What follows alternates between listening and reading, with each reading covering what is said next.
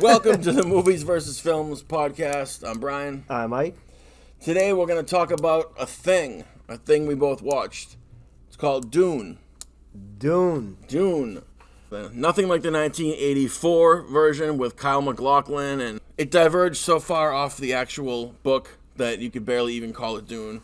You can call it Dune-ish. You could call it Dune-ish. You can call it Dune Light. Dune-ish, the sands. The spice.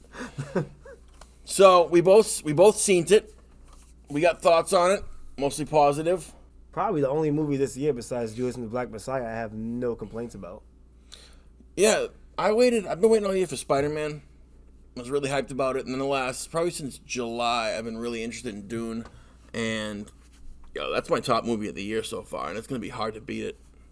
I've now watched it 4 times, three and 3/4 times because HBO sucks. Yeah. In the last 5 days, and it's beautiful. It's a beautiful looking movie. A lot of fucking my biggest complaint of the movie is all exposition. But the fact is, it's the beginning of a movie. Every first act is supposed to be exposition. So, dude, I think it's fucking great. That's my only complaint, is that it's part 1 of 2, and 2 wasn't even approved because, on its own. You're stupid though. You're a stupid person, if you've seen that movie, I'm cutting it just so you called me stupid. Yeah, no, you're a stupid person if you watch that movie and be like, I'm not really sure we can make a second one. Like, what are we doing? As soon as the movie opened up, it said Dune Part 1. I said, oh, we're in. Yep. The door has been opened. You know what it is? It's crazy because when, you look at the 1984 one, if you look at the book too, there's not a ton of action. No. In this one, there's not a ton of action, but you don't notice that because, see, this makes sense. Action-adventure movies? Mm-hmm. There's not a ton of action, but there's a ton of adventure. Yes, there is. There's a journey. They're never in the same location for very long. No, not at all. They're constantly moving.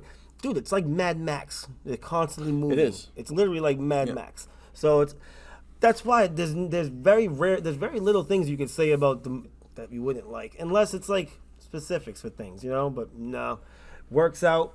Pacing is really, really good. For a movie that long, it should feel a lot longer. Yep. I've seen movies shorter than that felt longer than this, which is just not a good thing at all.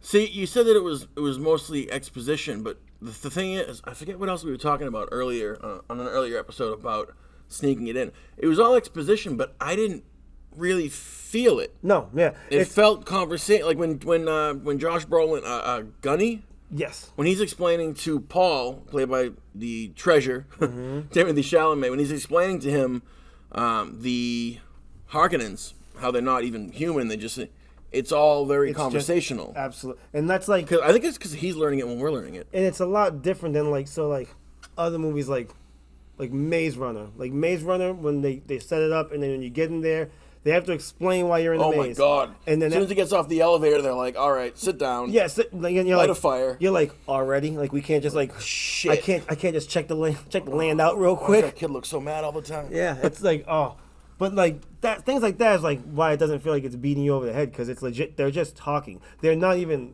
acknowledging that we're here. Yeah. Some movies will be like, there are other people looking, so make sure you say the right things. No, they're just go mode. Yeah, some movies will. A lot of them baby you and hold your hand, like a lot of video games do, but they got some complex lore in there. Like Paul's mother, Jessica, is a sister in the order of it's called the Bene Gesserit. They're I feel like they're kind of psychics, but they can also manipulate minds and all that stuff. But they're an order, and you learn about them basically organically. You find out that they're Jedis without lightsabers. Right? Oh my God, their lightsaber is the voice. The voice. Not for nothing. Yeah. How dare you use the voice on me? Oh, right. Oh, Jesus. Paul early on, to interrupt my own thought, Paul early on comes off all right, when I first started watching it, I'm like, all right, is Paul going to be the same way he was in The King, where he just parties and all that shit because he's not an heir? Mm-hmm. Then you find out he is going to be the heir, and he's a little more serious, but not quite. Then he meets the Bene Gesserit leader, and he talks shit to her, dude. Yeah, it's like, you dismissed my mother in her own house. Yeah. You got that box of pain for that reason, son. But you, I feel like you see him mature a lot. He's fucking, because you're gonna feel pain. You pull your What's hand in the out, box? Pain. Pull your hand out. The little Yep. Flashpoint to the neck thing. And not giving any kind of a spoiler away, and I don't want to give spoilers at all. I want people to see this movie There's desperately. nothing to spoil about this movie. Only thing you can spoil is beats. You can't. Yeah, you can't I guess beat. Well, yeah, plus it's been out, but No, but I mean, like in general, even if you were to tell someone about the movie, it's still you can only say so much to get people interested. You can't even explain how the whole fucking thing rolls. I feel like Paul as a character grew fast, but I don't think it was too fast. See, I got the feeling that he was kind of serious because he was cool with a lot of the soldiers, you know, Gunny and then Duncan Idaho, played by Jason Momoa. Those are the two people that kind of trained him. So he got serious when he gets serious. Yes, he does. As soon as Brolin told him they're not human, his demeanor changed. Yeah. He's like, oh, word? They're brutal. Yeah, that was good. I love that shit. But I feel like Paul matured to the point where, at a point later in the movie, he's having a vision of the future, which may or may not come true, where he was saying that, you know, there was an army worshiping at the shrine of his father's skull and all that. But he said, like, they're chanting my name. And I didn't feel at all like it was, like, an ego thing. I felt like he was just telling us what he saw. Yeah, like, this is what I'm, like, it's not because... Those blue eyes. Yeah, they weren't chanting my name because I'm the greatest. They're chanting my name, so I need to figure it out, guys. Yeah, when that desert opens up and then blue eyes come out of the north.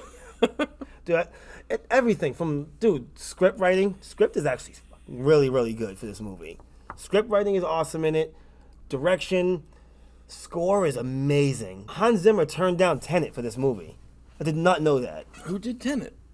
It wasn't Hans Zimmer. Oh, yeah, because there wasn't fucking wow. Yeah, so what they were like, he was like, I can't do Tenet. Why? He goes, there's someone, Denis working on Dune. I thought the Rogue One guy did Tenet. What the hell's his name? I know he doesn't want to be known for that.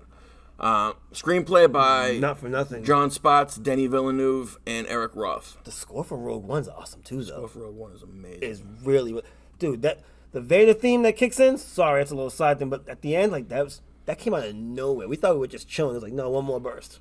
That movie should have been called, guess what? Here's Vader in a hallway. And some other shit. Literally, that's. But can we talk about the cast Amazing of cast. 2021's Dune, or if you're in Australia, June? You got Oscar Isaac, awesome. Rebecca Ferguson, Timothy Chalamet. You also have Josh Brolin, Jason Momoa. Jesus Lord. Stellan Skarsgård, Dave Bautista, Zendaya, David Mastalchian, whatever his name is. Charlotte Rampling, with a cover over her face the whole time. Javier Bardem. Javier Bardem did the most with the least.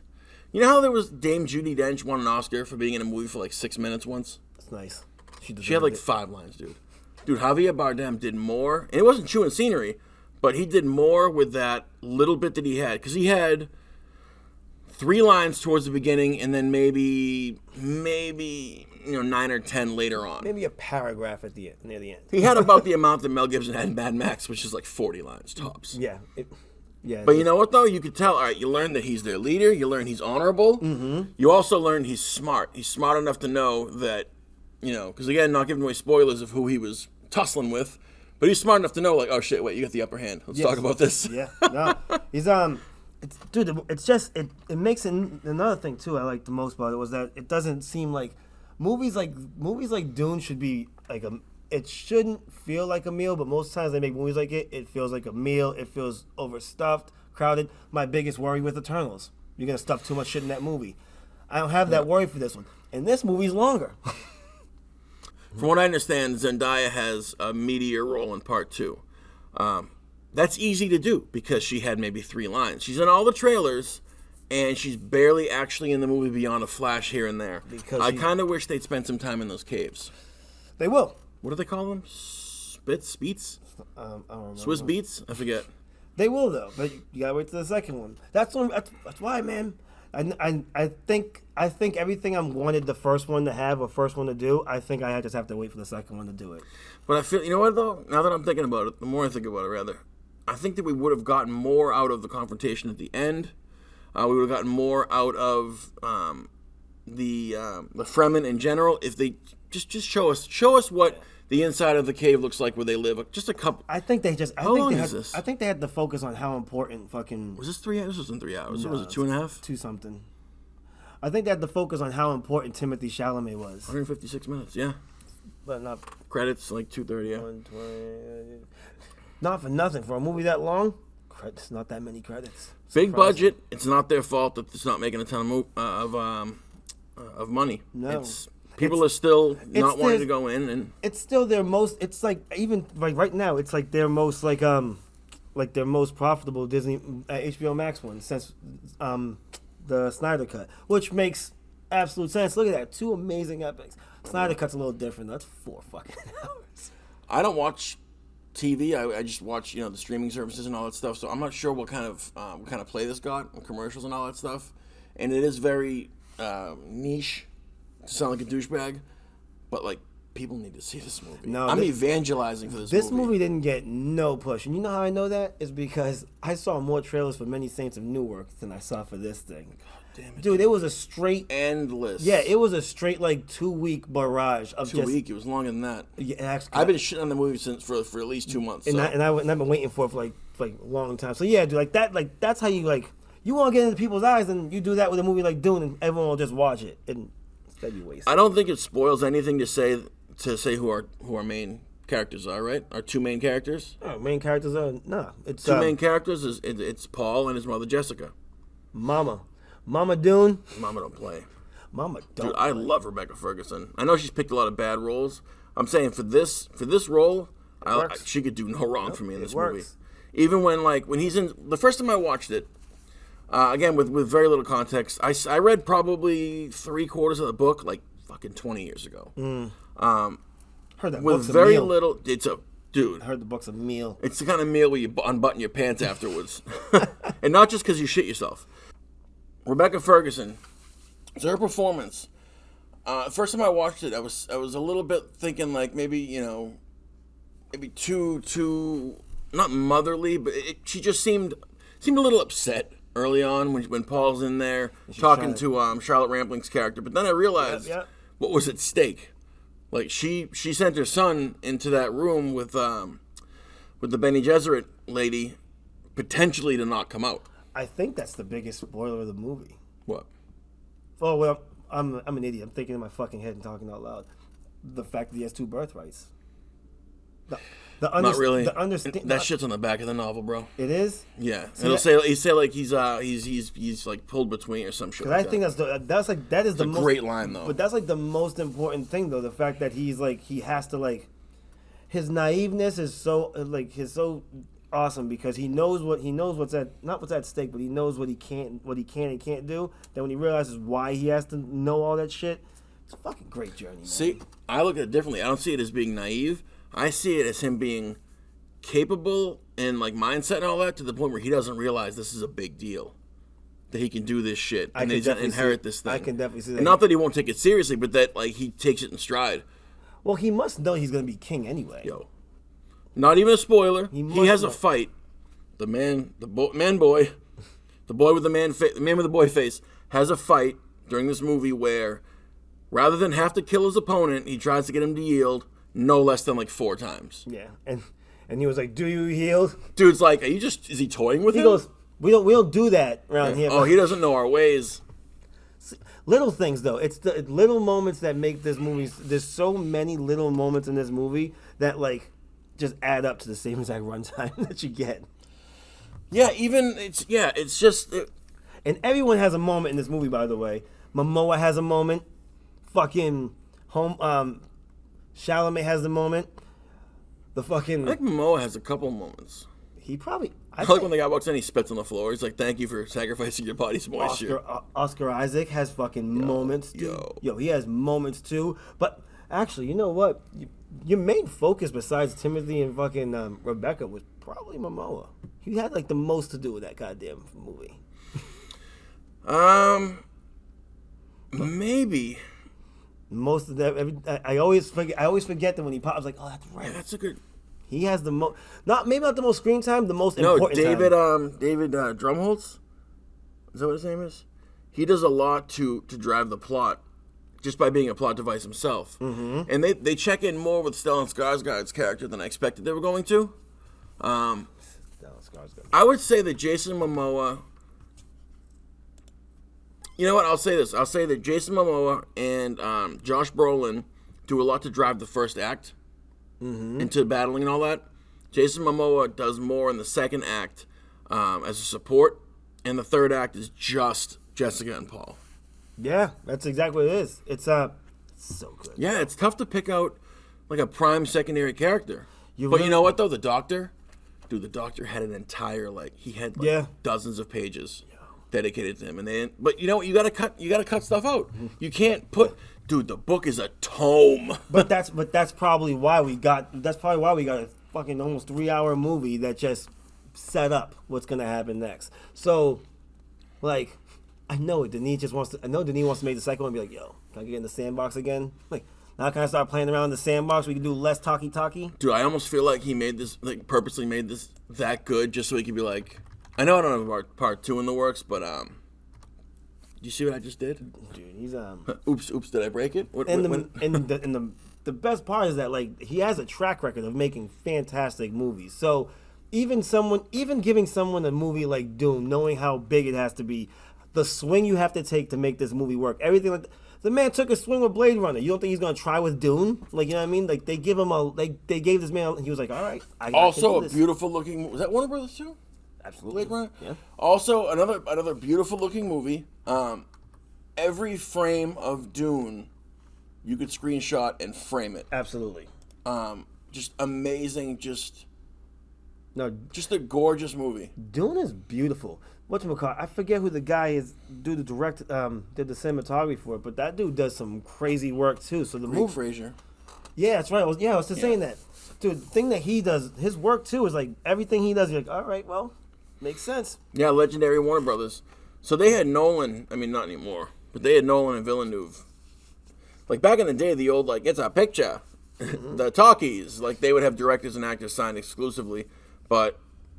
Warner Brothers seems to meddle in the comic book stuff, but also seems to kind of let people do their thing outside of it. It's weird. Yeah, they do give you. I This think was it's a vision. I think it's the property they give you. I think if they're giving you a property like Batman, you stick to notes. If they're giving you a property like Dune, they're like, listen, we know where it can go. What do you think we could do with this? That's just what's that movie I just watched the other day? Roma, with who did that? Inarritu? Oh, Alfonso Cuarón did Roma, right? Yeah. I'm watching Roma. It's black and white, a 3-hour movie. I'm saying, what does he have to do to pitch this movie to get this movie made? I realize people like him don't need to pitch movies. I gotta think. Nolan doesn't have to. I don't have to pitch it. I have a movie called Tenet. You can spell it backwards. I'm listening. That's much better than I did for Race Car. Crumbles it up, throws it away. I'm listening. So The Dark Knight came out in 2008. So it was made in 2007, and the budget was $185 million. That's just for a barometer, because when you say big numbers and you say they're small numbers, it sounds stupid. This had a budget of $165 million. It looked much more expensive. I feel like Warner Brothers said, we'll take a punt. Well, you know what it is, though? I bet you a chunk of that movie, I bet you a chunk of that budget, it's all special. It's all special in stage work, literally. But they must have gone over their original number, because they had to promote this movie and then stop promoting it and then promote it again. Yeah, they did. A lot of companies did. Disney had to do with Black Widow. They were very scared to put this movie on HBO Max. They thought something was going to happen. Yep, and they're saying that next year that shit's over. But what was the budget for this? 165. Budget for the Suicide Squad is 185. Yeah, see? Wow. And this doesn't. And it made less money. And this doesn't look like a 185 budget. Actually, never mind. It's Starro. You're thinking about No. I'm thinking about everything. But that's a more established. See, it's funny when you say that it's not established. Dune. So I have a soft spot, as you know, for Valerian and the City of a Thousand Planets. Yes. 2 other unestablished properties. Dune was written in 64, and I'll leave the pause in here as I verify so it doesn't sound like I'm pretending. 65. Mm-hmm. Dune was 65, and I believe the first Valerian graphic novels were 67 or something like that. Somewhere around there. Predates Star Wars by several years. Mm-hmm. The way that I've heard this be pitched is yo, if you like Star Wars, man, this is the Star Wars, but Lord of the Rings stuff. Dude, those came after. Mm-hmm. Star Wars was influenced by Valerian and it was influenced by Dune. And George Lucas will tell you that. These came before. It's the year 10,191 or something like that. Was New Gods Star Wars too? Wow, I nailed that date. New Gods? Was that based off Star Wars too, or Star Wars based off New Gods? No. You talking about the Jack Kirby stuff? Yeah, I remember that something like Fourth World? Yeah. Oh, that was after Star Wars. Okay, all right. Shit. Now you're gonna make me verify things. Well, because I remember reading a while ago. They were like, "Yeah, we did Star Wars or we did New Gods, or we did Star Wars based off of one of the others." Ooh. Star Wars came out in 1977, right? OG. Yep. Original recipe. Mm-hmm. Yo, New Gods came out in 1971. See, I knew it. Knew something was like that. Yeah. But this was really out there, though. I mean, this was way out there. This was Celestials and take the pieces that work. You can't make a New Gods in the 70s. Dude, if Marvel didn't fuck up and lose Kirby, he could have done that. He wanted to do that at Marvel, the New Gods. And then he created a universe in universe. See, and it's a space western, man. Dune is a space movie. It's a spestern. I can definitely, but I can see I see Dune the same way I see any other movie that's like an exploration in space as like a Star Wars. I always see them like that. I think people comparing it to Lord of the Rings is more proper than comparing it to Star Wars. Absolutely, it's much more of a. It's a trek. Yeah, exactly. It's a much more of a journey. Yeah, it's a journey. It's an unexpected journey. It's a very unexpected journey. There's not a lot of fighting. All right, so to hit back the certain points in the film. Okay, so why is it that they're in space and they're fighting with swords and they have shields and all that stuff? Okay, very simple. Fighting is done with the spaceships, obviously, and there's large mounted cannons to shoot the spaceships, but they have these shields activated by this thing on their wrist. Think of Mass Effect. Yeah. When you get shot, you're red. If you're not, you're blue with the force field. Yeah. It's literally like Mass Effect. You have the force field on. Being shot at won't do anything. Mm-hmm. You have to get really up close, and they said the slow blade you have to really be up close to do it, so it's irrelevant having firearms when all the warriors have that, so it's hand to hand. I thought the battles were done really well. Nice way to hide your blood, though. Give them force fields. Nice way to hide your blood in the movie. Like when you stab them up, it goes through the force field. You rarely see any. Kind of smart. Yeah. And not for nothing, that makes it much more palatable for everything else. Because listen, some of those fight scenes, you should have seen things flying. I liked how, not tongue in cheek, but I liked how there was a couple of moments that were meta, like this flying insect looking thing tries to kill Paul early on. Paul takes it out, and then his father's yelling at his advisor, and his advisor's like, "You have my resignation. My honor demands it." And he's like, "Give a shit about your fucking honor. Like fuck that medieval shit. Get the fuck out there and find me the guy that did it." Yeah, he was like, "Oh." Dude, the little chubby dude. Get that shit off your lip. Yeah. The little chubby dude. I'm sorry. I let you down. He goes, give a shit if you're sorry. Yeah, he's like, you want absolution? Fix it. Find a fucking spy. Yeah, fix it. There's a lot of things like that in the movie, though. I'm telling you, it's very character driven too, because almost every character that they show or mention in the movie has a moment or has there's no fat has a reason. Everybody's in this movie for a reason. I don't think there's one wasted character. And you can say for movies like this, there usually should be one. People could say the Doctor, but that's if they don't know the story. The Doctor has a lot. Well, all right. So in the movie itself, again, Ike's right. It's a hard movie to spoil because it's just been out there in the firmament. It's been out there in the world so long, and it's one of the best-selling sci-fi books of all time. The Doctor had a much meatier part, and they used him a lot in the film, but in little bits and pieces. So they did do the legwork. They trickled him in, though, so it wasn't beating you on the head. And you knew he was an important part of the family because they brought him in. Jessica and Paul, they have their own language. Yeah, they do. Jessica and her guards understand sign language. Mm-hmm. Her and Paul speak sign language back and forth, and the Doctor does as well. And Paul speaks motherfucking Mandarin. Yeah, he does. Yeah. I like that too, because whatchamacallit, if you're just watching the movie, you're just like, oh, this dude's just saying some kind of prayer to him, and then he just talks back. You're like, oh, there's a conversation. And you see that more than anyone else, the Doctor is loyal to Paul. Yes, because he doesn't shit talk his mother. No, but he says he's like, just be careful, because at the end of the day, at a certain point, Oscar Isaac's character, Duke Leto, he asks. He asks Jessica, he says, I know you're a Bene Gesserit, but, he understands that she's, they're not married, she's a concubine. Yeah. But he says, I need to speak to, am I speaking to the Bene Gesserit, or am I speaking to my son's mother? Because... Which is an awesome line, because... Yeah, because there's a prophecy. Yeah. He goes, Oh yeah, because she responds back. She responds back really quick, and he goes, "You responding back?" Because yeah, same way. Yeah. The mom Will you was protect our son? I will. I'm not talking to the Benny Gesserit. and it's true though, because when it comes down to it, what are you really gonna do? By the way, Benny Gesserit sounds like a lounge singer in the 50s. Benny and the Gesserits. Yeah, so I liked it. I liked it a lot. I want to rush to call it a film, but we have to wait and see what happens, how it plays out. It is beautiful. And It's not. You know what it is right now? Right now, it can't be a film. Right now, it's a beautiful epic. yeah, it's my number one film of the year. It's a beautiful epic right now. We have to see how the movie gets buttoned, and then that basically tells you if it's gonna work or not. Or, if not for nothing, if they don't nail the second one, it's not gonna stop you from watching this one over again. If they make a bad Batman movie, I still have the comic books. If they make a bad sequel to this, I still have the first one. Exactly. Which, there have been movies in the past where they do tease at the end, and then it just doesn't happen after that because they don't make another one. I kind of feel like series. That's so fucking funny, dude. I just watched them the other day. That's why. That was in the back of my head. I didn't want to mention it because I don't think people really know about it. But that Shailene Woodley teen movies or whatever. Mm-hmm. It's Shailene It's the Woodley's. Hunger Games. It's yes. discount Hunger Games. It's Shailene Woodley's Hunger Games. It's Thirsty Games. Mm-hmm. But yeah, I'm utterly convinced they're going to make a sequel. They have to, because this is going to hang on. Having it on HBO Max, I think, is good because you're going to find a lot of people. It'll trickle in the viewership. Dude, the best thing about them putting it on HBO Max, for people like me that still have cable, I go to check out new movies, it just pops up in the feed. You want to find it? Yep. Go, I'm just like, it should be in a theater right now. Like, no, you just click it. Click and hit watch options.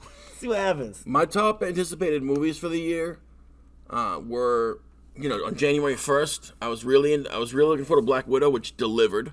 I was really looking forward to Spider-Man. Dune didn't hit my radar until the middle of the summer or so, but it's going to be hard to beat. I had a very good feeling it was going to be a good movie. That's why I kept backing away from all this stuff. I was like, Dude, even the logo is fucking perfect. Yeah, dude, I'm really solid.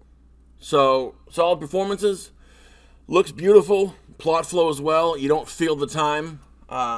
If you haven't listened to any of our recommendations to this point, you should watch Frank. Even though they copyright claim me. It's the head. It is the goddamn head. It's the fucking head, I think it's the fucking. I love it. See Dune. Do yourself a favor. Watch Dune. And you know what? Some people will turn a movie off quickly. My father was notorious for that shit, dude. You have 12 minutes to impress him, and he'd be like, "All right, next." No, I used to be the same exact way. His favorite show was flipping channels. You know how many movies? That's the most popular show on Netflix. When I'm watching cable, you know how many movies I watch within an hour? I'm doing this. Yeah. We'll let you into our world here. Ike watches like 6 movies at once, and I don't mean like on 6 screens. Like he'll watch 30 minutes of this, and then like the next day he'll watch like something. Yeah. Yeah, absolutely. That's attention span. I've been watching The Night House for the past week. You're playing 4D chess. Yeah, I've been watching it. What's funny? So I'm watching a movie like Night House, and I'm fully immersed in the movie. But then I'm just like, I don't want it to end yet. What's up on Serpent and the Rainbow? Not doing it. You haven't read it yet? You haven't watched it yet still? No. I got 3 more minutes in. Dude, I want to do a commentary on that. Dude, I got... Do a commentary, and that would be beautiful. Or at least a reaction. 3 more minutes in for that movie, and that's about it. But I don't know. I'm starting to realize maybe the movies I think I should be watching, I'm not really interested in watching. Kind of comes down to. Are you trying to give yourself a way out? Yes, absolutely. There's no sugarcoating or hiding that one. Yes, that's where do you have it? You have it on DVD? Blu-ray? What do you have it on? No, I bought it. Okay. Yeah, I purchased digital. Yes, I purchased it the other day. About a couple weeks ago. I need to watch that shit because I've only seen part of it, and way back. I don't get it though. Movies like that, I don't understand. Everything else, I'm like so okay with, and it's like that movie's just like jarring to those movies. So we'll get back to horror. We did that last episode, so that's I think that's a good button to put on this one. We ran a little long. It'll be a nightmare to edit. Oh my god. So yeah, that'll do it for us. Keep watching movies. Keep talking about movies. If you have something that you want to recommend to us, throw it in the comments section. Like, subscribe, share, hit the bell so you're notified when we put new videos up. And watch Dune. Dune. If you enjoy it, fucking tell someone. Yeah. It's like a gift. It's a gift that costs nothing. You should be Eddie Murphy and Coming to America on that fucking fire escape saying, yes. So that'll do it for us. You got something to say at the end? Watch movies. Wear sunscreen? Watch movies. And if you look like me, don't get a tan. Am I allowed to say that? You tan? You tan? My colorblind friend Brian here. Oh shit. Wear a mask. Don't be a dickhead. Wear a mask. Don't be an ass. And enjoy your movies. What are you, the guy who just bought a boat? Yeah. Look, if you're gonna be a dickhead for things other than not wearing a mask, okay? I like them vaxxed and on their backs. Alright, that's it. I'm hanging up on you all. If that's even a thing.